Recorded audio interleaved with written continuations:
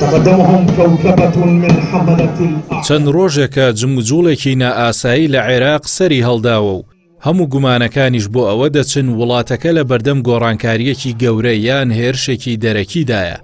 لەلایەک بەرپرسانی ناوخۆی عێراق و لەلایەکی دیکەش وڵاتانی دراوسێ و جیهان باس لەو نهێنیە دەکەن کە خۆی لە ڕوبەڕووبوونەوەی گۆڕانکاریەکی چەکداری هاوشێوەی سووریا لە ناو عێراقدا دەبینێتەوە.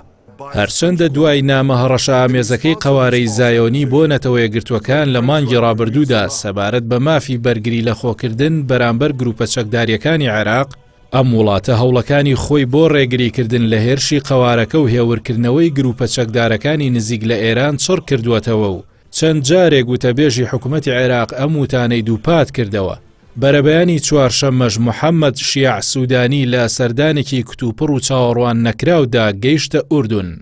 لەو سەردانەیدا سوودانی لەگەڵ شا عەبدوڵڵا پاشای ئوردون کۆبووە و هەموو ئاماژەکان بۆ ئەوەن کە خاڵی هاوبەشی نێوان هەریەکە لە سوودانی و شا عەبدوڵڵا خۆپارێزیە لە لێکەوتە خراپەکانی دۆخی سووریا بۆ هەردوو وڵات.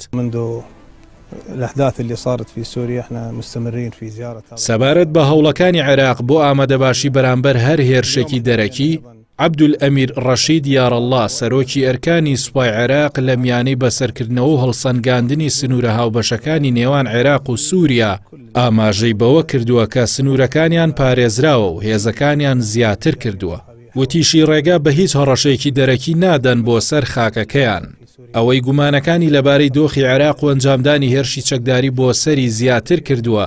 سەردانەکەی محەممەد حەسان نێردەی نەتەوەیەگرتووەکان بۆ عێراق یۆنامیە بۆ لای ئایەتوڵڵا عەلی سیستانی مەرجەعی باڵای شیعەکانی عێراق لە بری کۆبوونەوە لەگەڵ سوودانی و بەرپرسانی حکومی.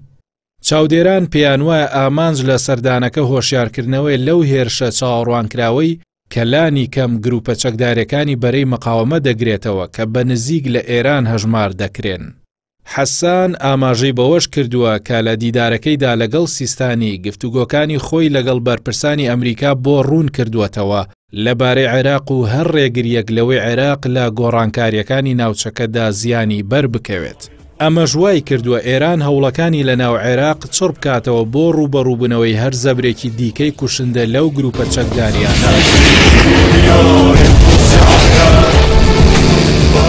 لەو بارەوە کازم ئال سادق باڵیۆزی ئێران لە بەغداد ئەوەی ڕاگەیاند وڵاتەکەی ڕێگا بە هیچ هێرشێکی تیرۆریستی بۆ سەر عێراق نادات.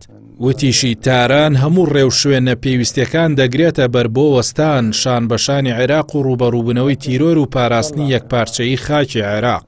هەروەک ڕۆژی پێشتریش ئیسماعیل قائانی فەرماندەی سوپای قودسی ئێرانی بە سەردانێک گەیشتە بەغداد و لەگەڵ فەرماندەی گروپە چەکداری عێراقیەکان کۆبوونەوەی ئەنجامدا. هاوکات محەممەد باقر قالیباف سەرۆکی پەرلەمانی ئێران لە میانەی کۆبوونەوەی پەرلەمانی وڵاتەکەیدا ڕایگەیاند لە دوای ڕووداوەکانی سووریاوە ناوچەکە لە بەردەم هاتنەکایی سیستمێکی نوێدایە. چاودێرانی سەربازی پێیان وایە سەرهەڵدانی مەترسیەکانی سەر عێراق ڕەنگە هۆکارێک بێت بۆ لێک نزیکبوونەوەی زیاتری نێوان ئەم وڵاتە لەگەڵ ئەمریکا کە تا ئێستا هێزەکانی لە ناو عێراق بوونیان ماوە و ئەرکی پاراستنی عێراق لە هێرشە دەرەکیەکان لە ئەستۆی ئەوە. دوای زیادبوونی مەترسیەکانیش پێدەچێت عێراق ناچار بێت پاشەکشە بکات لە بڕیاری وەدەرنانی هێزەکانی ئەو وڵاتە لە ناو خاکەکەی و لەو بڕیارەی پاشگەز ببێتەوە.